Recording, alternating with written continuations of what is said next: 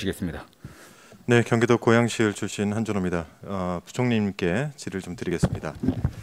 그 2018년 추경을 통해서 시작했던 과기부의 청년 TLO 사업이라고 있죠. 예. 네네, 올해 이제 종료되는 것으로 잘 알고 계실 겁니다. 예. 네, 이 TLO 사업을 잘 보면은 이공계 미취업자들에 대해서 대학 산학협력단에 채용을 해서 6개월간 이제 수행을 하고요. 그 뒤에는 이제 채용으로까지 연결을 하는 아주 좋은 프로그램을 알고 있습니다. 지난 2년간 한 7,400여 명 정도의 청년 TLO가 배출이 됐고 또 66개 주관기관에서 1,300여 건에 이르는 기술 이전 계약이 맺어지는 성과도 있었습니다. 이 굉장히 좋았던 점 중에 하나가 작년에 2019년 교육생들 이수생 중에서 50.9%에 해당되는 2천여 명 정도의 학생들이 취업이나 창업에 성공을 했습니다. 지금 이제 청년 실업률이 올해 6월 기준으로 한 10% 정도 되지 않습니까, 부총님? 네. 뭐 이런 것들을 감안을 했을 때 이 청년 TLO 사업의 후속 사업 성격으로서도 이게 좀 더 고도화되고 정교화된 과기부의 기업연계 청년 기술 전문 인력을 육성하는 그런 신규 사업을 좀 확대할 필요가 있다라고 생각을 하는데 이 부분에 대해서 어떻게 생각하시는지요? 예, 의원님 지금 말씀하신 대로 기존의 TLO 사업이 2020년에 끝나기 때문에 약간 네네. 어떻게 보면은 TLO 사업의 어떤 성과를 좀 이어간다는 측면에서 재기획을 하게 됐고요. 다만 규모하고 그 인원은 좀 첫 해기 때문에 좀 줄여서 반영을 했습니다. 그래서 내년 예산은 700명 111억이 반영이 돼 있습니다. 네, 그래서 이제 예산과 관련돼서 좀 말씀을 드리고 싶은 것이 제가 이제 굉장히 인상적이었던 게 혹시 이 책자를 보신 적이 있으십니까? 네, 이 책자가 그 과학기술 일자리진흥원하고 과기부에서 낸 책자인데 청년 희망사다리라고 해서 청년 TLO 수기집입니다. 제가 이 책을 좀 읽으면서 굉장히 좋았던 점들을 좀 말씀을 좀 드리면은 이제 기업 인프라가 수도권에 이제 많이 몰려 있잖아요. 특히 서울에 많이 몰려 있는데 수도권이나 지방권에 있는 이 대학생들은 사실 그 취업과 관련해서 굉장히 자괴감에 빠져 있습니다. 2019년도 청년 TLO 중에서 무려 63.9%가 대학 소재지의 동일 권역 기업으로 취업을 했습니다. 이게 바로 지역 균형 발전 아니겠습니까? 그래서 이런 부분에서 좀 더 확대가 좀 필요하지 않나라는 이제 말씀을 좀 드리고요. 아마 과기부가 전체 조사를 한 걸로 알고 있는데 전국의 66개 대학을 대상으로 수요 조사를 했어요. 한 3,700명 정도의 수요가 존재하는 걸로 아마 조사가 된 걸로 알고 있습니다. 거기에 이제 연계된 지역 기업이 2,700여 곳. 이 부분들을 잘 연계를 한다면은 지역에 있는 청년들 이 자괴감보다는 뭔가 좀 더 비전을 보고 이 TLO 사업에 적극적으로 참여할 수 있지 않을까 싶은데 다만 좀 이제 아쉬운 게 규모입니다. 조금 전에 말씀하셨는데 3,700여 명의 그 수요가 발생을 했는데 그 수용을 할 수 있는 인원 한 700명 정도밖에 되질 않습니다. 즉 혜택을 받는 인원이 700명밖에 되질 않죠. 그리고 학사, 석사, 박사 인건비가 동일합니다. 198만 원으로 인건비가 동일하게 책정이 돼 있어요. 그래서 여기에 대한 차등 방안 그리고 이걸 좀 더 확대할 수 있는 방안 뭐 이 두 가지가 조금 더 예산에 좀 당겼으면 좋겠다라는 말씀을 좀 드리고 싶고요. 그러니까 저도 이제 그 최경 장관님 계시는군요. 네, 저도 이제 장관님께서도 교편을 좀 잡으신 적이 있지 않으십니까? 저도 잠시나마 이제 지방대학에서 교편을 잡았을 때 느꼈던 게 학생들이 가장 많이 하는 말일 거예요. 우리는 희망이 없고 꿈이 없다. 그런 점에서 이공계 쪽에 좀 집중화되어 있긴 하지만은 청년 TLO 사업을 통해서 이 지방 지역에 있는 학생들, 수도권 지역에 있는 학생들에게 조금 더 기회와 희망을 좀 주시기를 좀 당부를 좀 드리고 싶습니다. 그래서 저는 이 부분에 대해서 예산 증액 부분을 한번 좀 검토를 해주시기를 당부드리고 싶습니다. 혹시 여기에 대해서 좀 말씀. 의원님 이게 여기는 저희가 이제 과거에 그 TLO 사업에서는 참여 대학에 제한이 없었는데요. 이번에는 좀 기술 지원이나 사업화 역량이 있는 대학을 중심으로 선정하다 보니까 아마 규모가 700명 111호로 줄었는데요.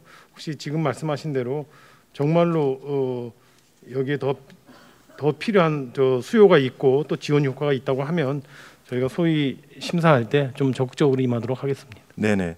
이 전체적인 데이터를 한번 받아서 수요조사 세부 현황들을 이렇게 쭉 봤을 때도 이제 충청권, 호남권, 뭐 수도권, 또 강원, 동남, 대경 뭐 이렇게 해서 지역들을 쭉 나눈 데이터들이 올라와 있는데 내용들을 보니까 정말 이것이야말로 그 지방권에 있는 학생들에게 좋은 기회가 되지 않을까라는 생각이 들어서 제가 이 부분에 대해서 증액 부분들을 좀 검토해 주십사 하고 의견을 드렸습니다. 예, 그렇게 하겠습니다. 네, 과기부 장관님께 좀 질의를 좀 드리겠습니다. 예. 국가 위성 통합 운영 시스템 관련된 질의인데요. 예. 이 부분에 대해서 그 저희 과방위 상임위 내에서는 뭐 전액 삭감에 대한 의견도 좀 나와 있고 합니다. 혹시 전달받은 바 있으신가요? 예, 그런 의견이 있다는 얘기는 들었습니다. 네. 예. 지금 이게 총 4년 계획이죠. 예. 네. 그리고 올해 이제 2개년 정도 수행을 하셨는데 제주의 수요처 부지를 확보를 하셨죠? 예. 네. 그리고 준공도 지금 현재 50% 가까이 돼 있죠. 예.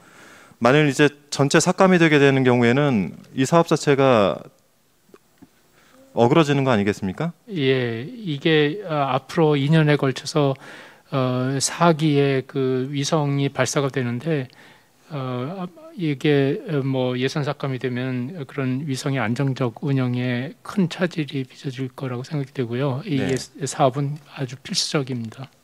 네. 그래서 이제 내년까지 예산을 투입하게 될 경우 사업은 거의 완성 단계에 돌입을 하겠죠? 예, 그렇습니다. 네.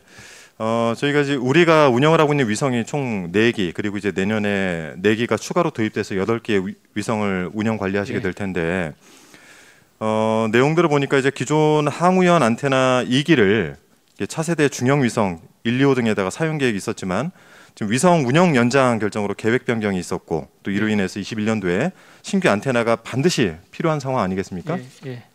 네. 저희 이 전체적인 내용을 봤을 때 그 우리 군도 지금 425 지상국이라고 해서 위성 2개 중에서 1개를 통합 운영센터로 구축하기로 결정을 한 거죠. 예. 네. 그러니까 제가 오늘 그 저희 상임위의 예산 소위에서도 관련된 내용들을 가지고 이제 질의응답을 하다 보니까 저희가 받은 자료에 대한 데이터에 대한 신뢰를 못하는 이야기들이 좀 들려옵니다. 그래서 이런 부분들에 대한 것들은 데이터는 좀 명확하게 좀 해서 네, 저 여야에 함께 좀 공유를 좀 해주셨으면 하는 생각이 좀 들고 그렇게 하겠습니다. 네, 이게 국가 위성 통합 운영 시스템을 개발 전후 운영을 한번 비교를 해보니까 통합 운영 구축 이전에는 관제가 이제 주 관제가 항우연이었고 그리고 이제 부관제가 수요처로 돼 있다가 통합 운영 구축 이후에는 관제와 수신 전체가 이제 주 부관제가 항우연으로 다 동일하게 통합이 됩니다. 이게 국제적인 추세라고 들었는데 맞습니까? 예, 맞습니다. 네, 비용 측면도 한번 살펴를 봤어요. 저궤도 위성 한 기별 독자 운영과 통합 운영을 비교를 해봤더니 독자 운영 시에는 위성 한 기당 281억 정도가 소요가 되고 그리고 통합 운영을 하게 되면은 1기당 44억 정도로 대략 한 6배 정도의 절감 효과가 그냥 숫자적으로는 있어 보이는데요. 실제 이런 거에 대한 그 판단도 하고 계시는 거죠? 예, 하고 있습니다. 예. 네, 이 자료를 저희가 항우연 자료만 있는 것인가 하고 봤더니 또 국토연구원 자료도 같은 자료가 나와 있습니다. 네, 이 부분에 대해서 그 자료가 이제 명확하게 두 군데서 나왔기 때문에 이 데이터에 대해서 신뢰성을 좀 과기부 차원에서 명확하게 좀 말씀을 해주셨으면 좋겠고요. 예. 여기에 더해서 이제 표준 영상 전송 네트워크 비용도 역시 마찬가지 저희가 비교를 해보니까 항우연이 이제 국가과학기술연구망을 통해서 2,500억 그러니까 0.25억이니까 2,500만 원 정도. 반면에 다른 기관 민간 상업망을 이용했을 때는 10.5억 정도로 그 저비용 고효율이다 이렇게 좀 분석이 되고 있습니다. 맞죠? 예, 항우연이 굉장히 저비용으로 해서 이런 영상을 제공을 하고 있습니다. 네네네. 그래서 이런 부분에 있어서 우리 부총리께서도 네, 통합 관제 시스템의 필요성에 대해서 충분히 공감을 하시고 계실 텐데요. 그렇죠? 네, 이 부분에 대한 그 여러 가지 검토 의견들 중에서 전액 삭감 의견 올라온 거에 대해서는 충분히 이제 데이터나 그리고 이 필요성에 대해서 어필을 하실 필요가 있을 것 같고 저희가 내용들을 살펴봤을 때도 이 부분에 대해서 조기 구축이 반드시 필요하다. 네. 이런 말씀을 꼭 좀 드리고 싶습니다. 예, 의원님 의견은 전적으로 동감합니다. 네네, 고맙습니다. 그리고 간단하게 하나만 더 질의를 좀 드리자면, 왜냐하면 질의를 하다가 끊길 수 있는데 그 내용만 좀 공유를 해 보자면은 방송통신발전기금을 통해서 저희가 지금 아리랑 방송이나 국악방송 등에 대해서 지원을 하고 있습니다.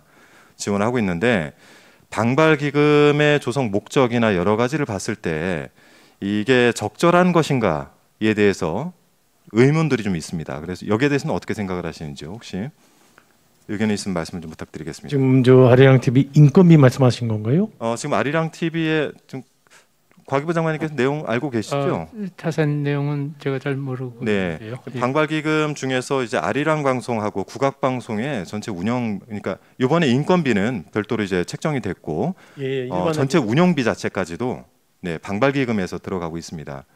근데 이것이 이제 문체부 소관이긴 한데 방송발전기금, 방송통신발전기금의 조성 목적과 그리고 이게 쓰여지는 방향성이 과연 이게 적절한 것인가에 대해서 그 이야기가 나오고 있습니다. 아리랑 방송은 인건비 109억을 문체부 일반 예산으로 충당을 하게 됐어요. 예, 돌렸습니다. 그래서 방발기금 편성에서는 이게 어느 정도 제외되지 않습니까? 제외됐습니다. 네네.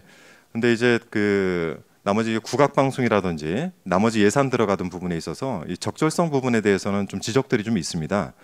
그래서 전체적으로 방발기금에 대한 예산 편성에 있어서 개선 사항이 좀 필요하지 않나. 뭐 이런 의견들이 좀 있습니다. 그래서 이 부분은 한번 좀 살펴봐 주시고요. 기금 편성을 할 때 다시 한번 좀 이 부분들을 명확하게 방발기금 조성 목적에 맞게 그렇게 개선 의견을 좀 주셨으면 좋겠습니다. 예, 그거 한 짚어보겠습니다. 네, 곽이부 장관님도 네, 예, 그렇게 하겠습니다. 예. 네, 고맙습니다. 질의 마치겠습니다. 예, 한준호 의원 수고하셨습니다. 다음 존경하는 박재호 의원님 질의하시겠습니다.